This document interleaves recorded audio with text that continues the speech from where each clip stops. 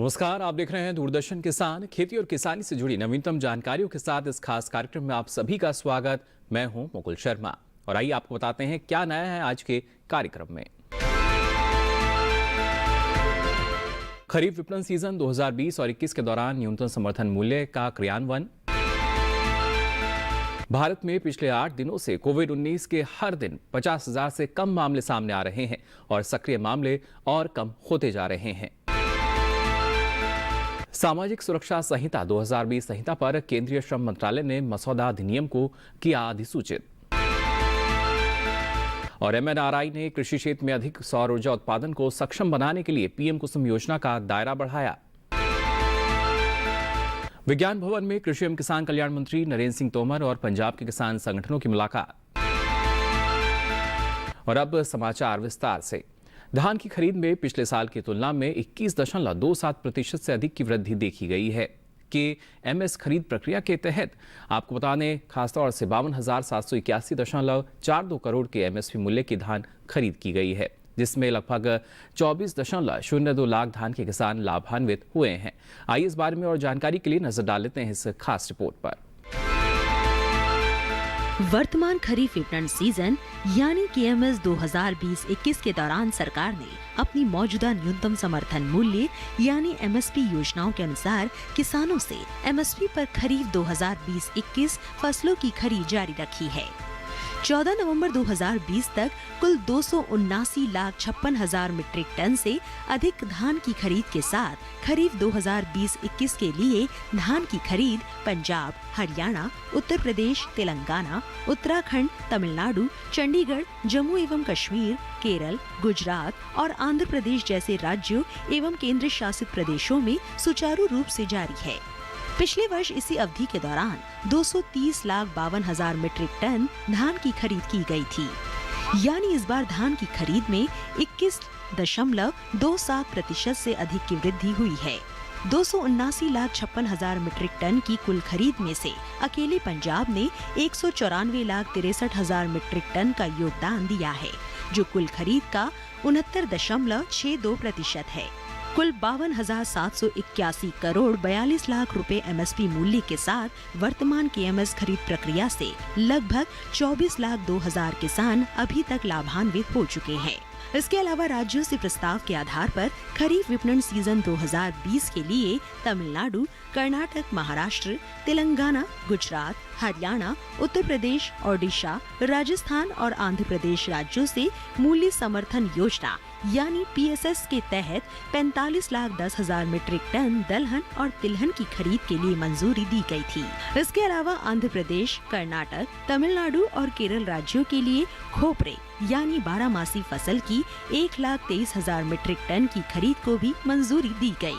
PSS के तहत अन्य राज्य व केंद्र शासित प्रदेशों से खरीद के प्रस्तावों की प्राप्ति पर दलहन, तिलहन और खोपरे के लिए भी मंजूरी दी जाएगी, ताकि अधिसूचित फसल अवधि के दौरान बाजार दर MSP से कम होने की स्थिति में वर्ष 2020-21 के लिए अधिसूचित MSP के आधार पर इन फसलों के FAQ ग्रेड की खरीद राज्य की ओर से नामित खरीद एजेंसियों के माध्यम से केंद्रीय नोडल एजेंसियों द्वारा संबंधित राज्यों व केंद्र शासित प्रदेशों में सीधे पंजीकृत किसानों से की जा सके।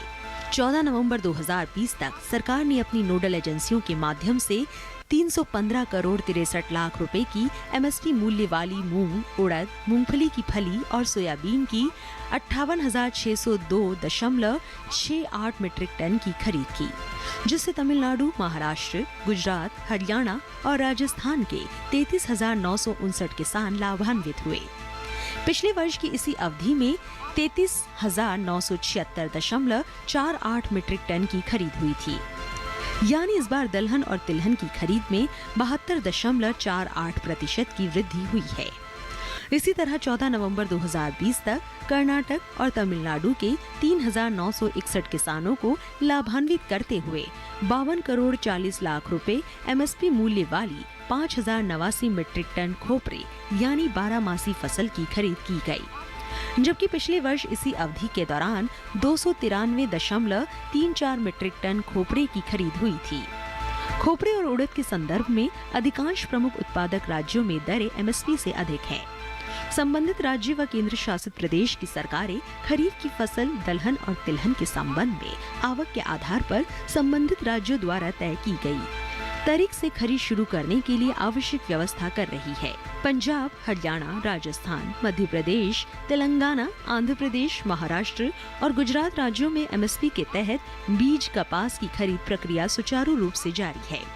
14 नवंबर 2020 तक 14,65,847 कपास की गांठें खरीदी गई, जिनका मूल्य 4,187 करोड़ 5 लाख रुपए है, जिससे 2,86,547 किसान लाभान्वित हुए हैं।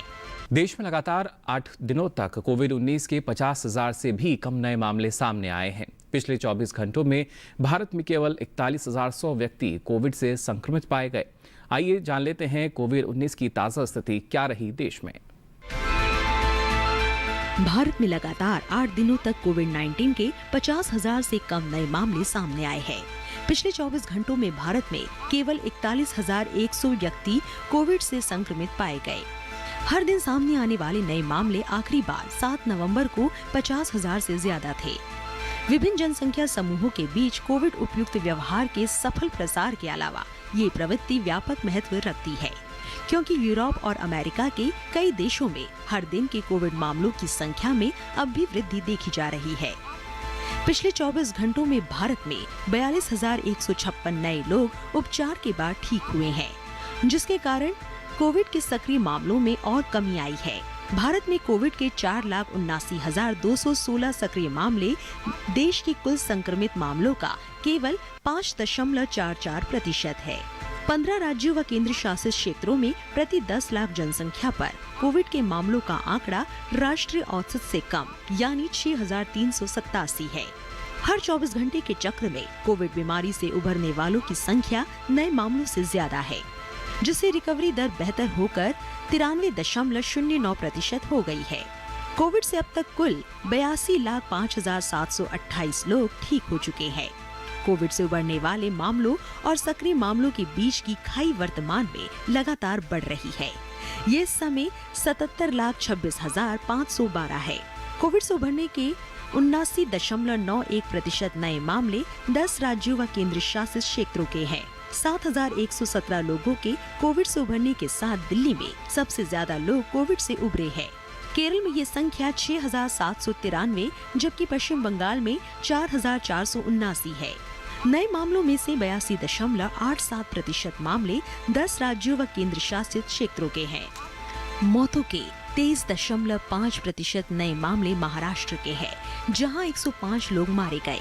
इसके बाद 96 और 53 लोगों के मरने के साथ क्रमशः दिल्ली और पश्चिम बंगाल आते हैं। 21 राज्यों व केंद्र शासित क्षेत्रों में प्रति 10 लाख जनसंख्या पर कोविड से होने वाली मौत 94 के राष्ट्रीय औसत से कम है। आपको बता दें, केंद्रीय श्रम एवं रोजगार मंत्रालय ने सामाजिक सुरक्षा संहिता 2020 मसौदा अधिनियम को 13 नवंबर 2020 को अधिसूचित किया और किसी भी पक्ष को इसके संबंध में कोई आपत्ति या सुझाव हो तो उन्हें आमंत्रित किया है। अगर किसी को भी किस तरह की कोई आपत्ति रहती है या कोई उस पर मसौदे पर अपना सुझाव देना चाहता है तो अधिनियम मसौदा की अधिसूचना के 45 दिन के भीतर उसे भेजा जा सकता है। केंद्रीय श्रम एवं रोजगार मंत्रालय ने सामाजिक सुरक्षा संहिता 2020 पर मसौदा अधिनियम को 13 नवंबर 2020 को अधिसूचित किया।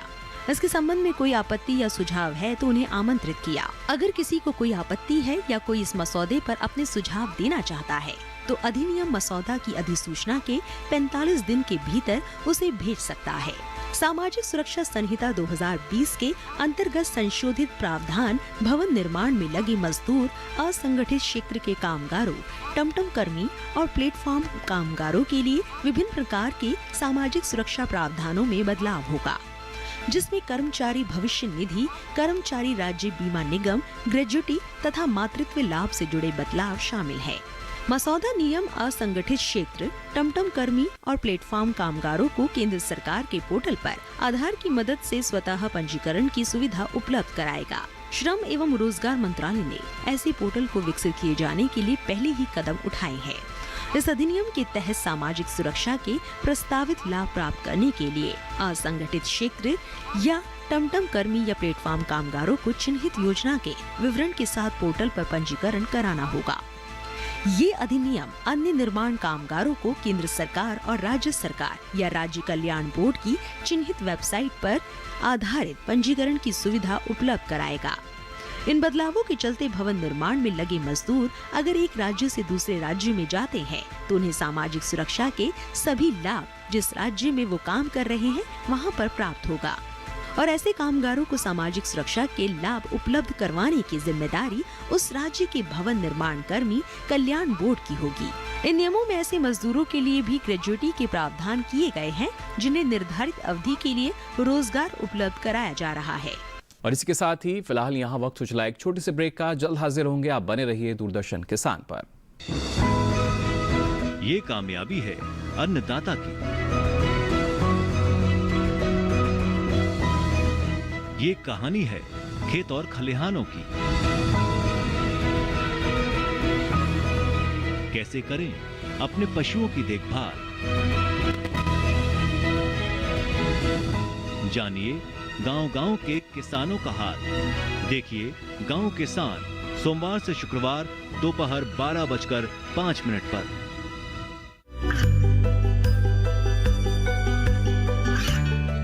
गांवों और पिछड़े क्षेत्रों में सरकारी योजनाओं की जानकारी पहुंचा। देश में कौशल और क्षमता विकास कर ग्रामीणों को सामाजिक बदलाव और विकास से जोड़ने की दूरदर्शन किसान की पहल चौपाल चर्चा देखें सोमवार से शुक्रवार सुबह 9 बजे। ब्रेक के बाद आप सभी का एक बार फिर स्वागत हमारे इस खास कार्यक्रम में। चलिए आपको बताते हैं हाल ही में नए जो कृषि कानून आए हैं उनके जरिए कितना लाभ किसानों को मिल सकता है। ना सिर्फ कृषि उपज व्यापार और वाणिज्य अधिनियम की बात की जाए या फिर हम बात करें कृषि कीमत आश्वासन अधिनियम 2020 और इसके साथ साथ कृषि सेवा करार अधिनियम 2020 की कितना लाभ इनके जरिए मिल सकता है, क्योंकि लगातार स्वागत इन कानूनों का किया जा रहा है। लेकिन पंजाब के जो किसान हैं वो इन प्रावधानों से उतने संतुष्ट नजर नहीं आए। उन्हीं की आशंकाओं को दूर करने के लिए विज्ञान भवन में कृषि एवं किसान कल्याण मंत्री नरेंद्र सिंह तोमर और पंजाब के किसान संगठनों के बीच मुलाकात हुई। आपको बता दें इस दौरान रेल मंत्री पीयूष गोयल भी मौजूद रहे।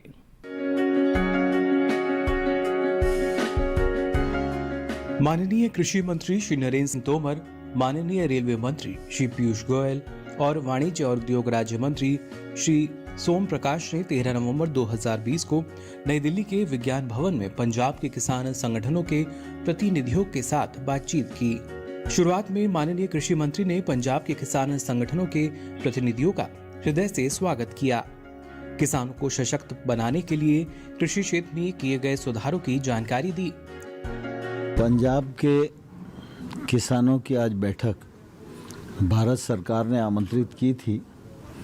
उस बैठक में हमारे रेल मंत्री माननीय पीयूष गोयल जी थे, माननीय मंत्री सोम प्रकाश जी उपस्थित रहे और कृषि मंत्रालय के सचिव सहित प्रमुख अधिकारीगण, पंजाब सरकार के अधिकारीगण और यूनियन के लीडर्स उपस्थित थे और काफ़ी समय तक चर्चा हुई।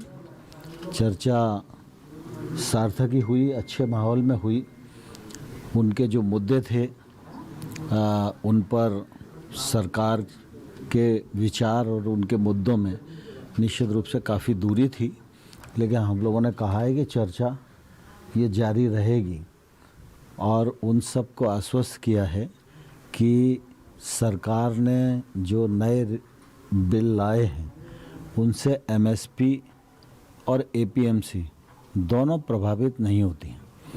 एपीएमसी भी पंजाब में रहेगा और एमएसपी भी जारी रहेगी और इस बार खरीफ की फसलों की जो खरीद हुई है वो पहले से कई गुना अधिक हुई है और पंजाब में तो बहुत अधिक हुई है।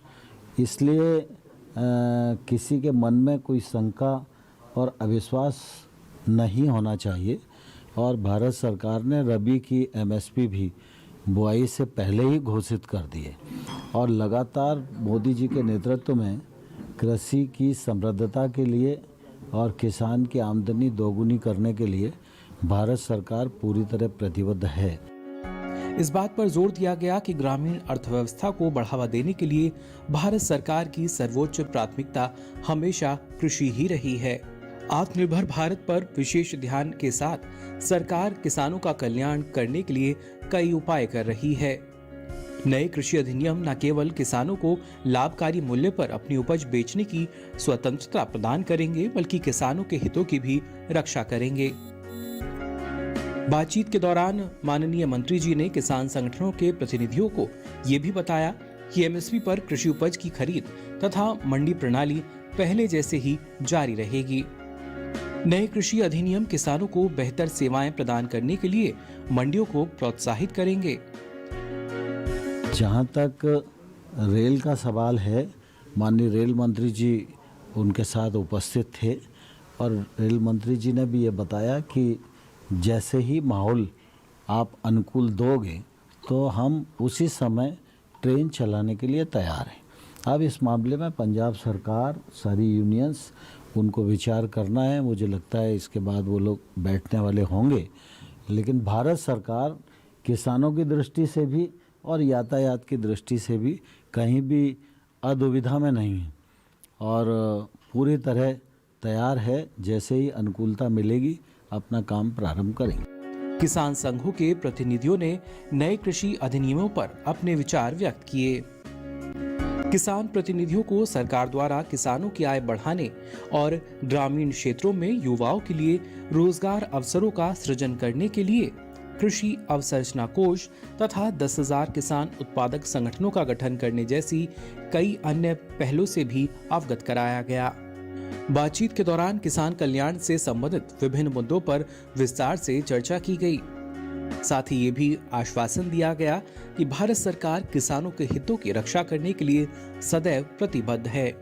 किसानों के कल्याण के लिए चर्चा करने हेतु भारत सरकार के द्वार हमेशा खुले हैं। वार्ता सौहार्दपूर्ण वातावरण में हुई और दोनों पक्षों ने आगे की चर्चा जारी रखने पर सहमति व्यक्त की। और इसी के साथ ही यहाँ वक्त हो चला एक और छोटे से ब्रेक का। आप बने रहिए दूरदर्शन किसान पर।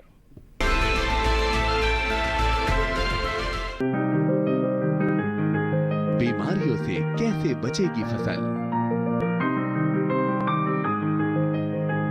मवेशियों की मुश्किलों का क्या है हल, कहां से लाएं बीज, कितनी लगेगी खाद,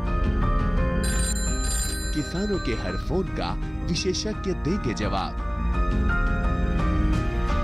देखिए हेलो किसान लाइव सोमवार से शुक्रवार शाम 6 बजे।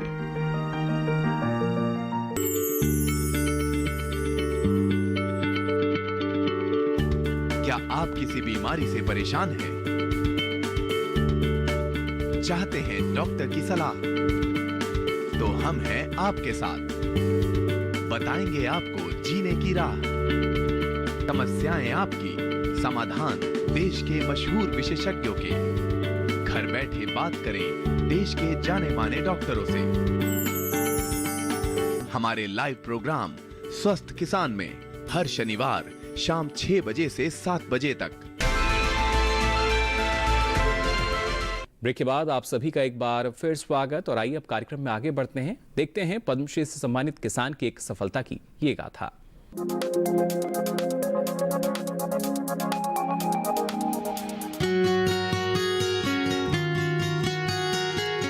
बीज माता के नाम से मशहूर महाराष्ट्र की राहीबाई सोमा पोपेरे को देसी बीजों के संरक्षण के लिए पद्मश्री मिल रहा है।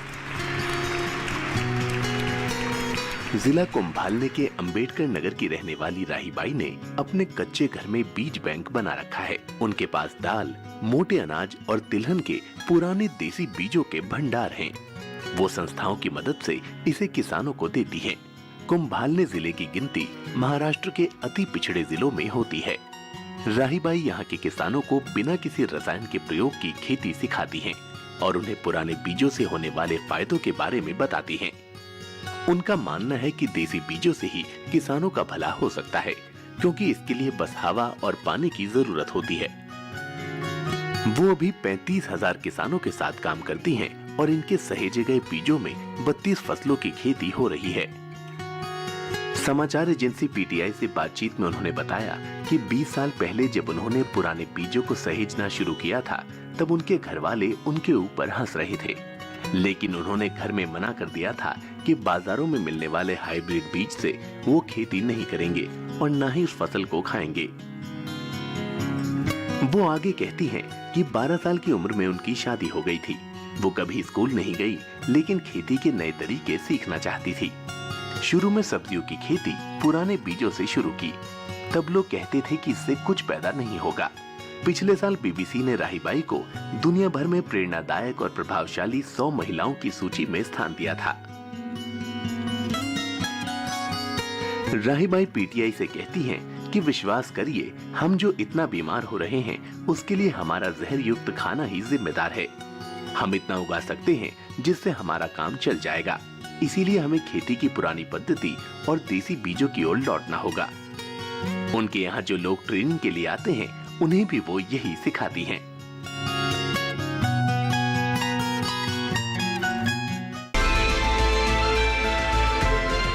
प्रशिक्षण के माध्यम से पराली प्रबंधन पर किसानों ने प्रबंधन करने में सफलता पाई है। आइए इसकी और विस्तार से जानकारी देखने के लिए नजर डाल लेते हैं इस खास रिपोर्ट पर।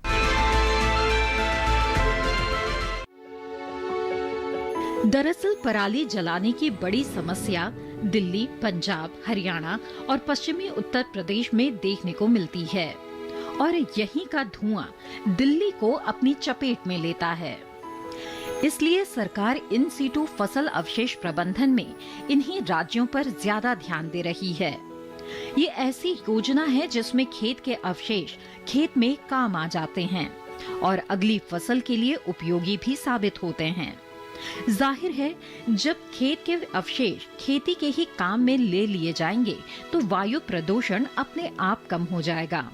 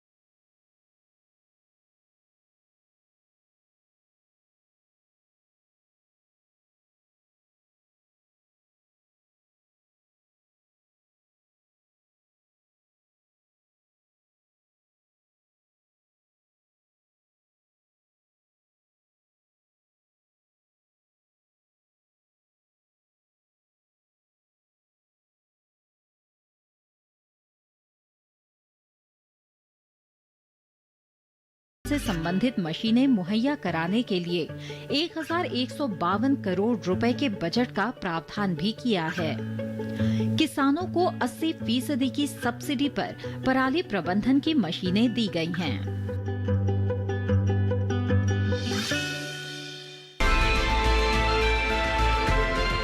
तो आज के लिए इस कार्यक्रम में बस इतना ही। दीजिए इजाजत, नमस्कार।